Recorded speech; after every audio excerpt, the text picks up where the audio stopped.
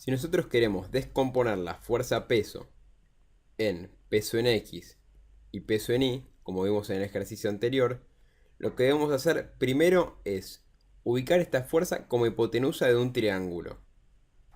En segundo lugar, nos tenemos que asegurar que los catetos del triángulo sean paralelos a los ejes X e Y que nosotros elegimos. Y en tercer lugar, aplicar las reglas de trigonometría.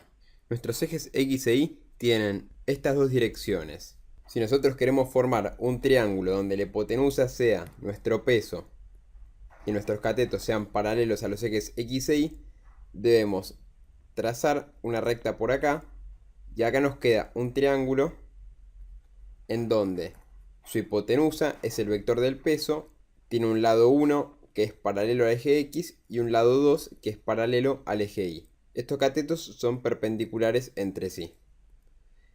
El próximo paso es ver cómo se relacionan los ángulos. Nosotros tenemos este ángulo alfa. Por propiedad de triángulo sabemos que alfa más beta suman 90 grados. Y además sabemos que nuestra superficie es perpendicular a nuestro eje Y. Entonces este ángulo se llamará alfa. Y sabemos que alfa más beta también va a sumar 90 grados. Entonces llegamos a la conclusión de que este ángulo va a ser el mismo ángulo que este que tenemos acá. Una vez que llegamos a esa conclusión, planteamos un triángulo y decimos: este es nuestro ángulo alfa. Como hipotenusa de nuestro triángulo vamos a tener al vector P. Y como catetos vamos a tener al lado X y al lado Y. Si lo quieren ver de una forma más fácil, simplemente voltean el triángulo hacia la derecha y ven cómo les queda. Este vendría a ser nuestra componente en X y esta vendría a ser nuestra componente en Y. Nosotros sabemos por trigonometría que el seno del ángulo es igual al lado opuesto sobre la hipotenusa. Entonces, si este es nuestro ángulo, nuestro lado opuesto va a ser el lado del peso en X. Y nuestra hipotenusa va a ser el vector P.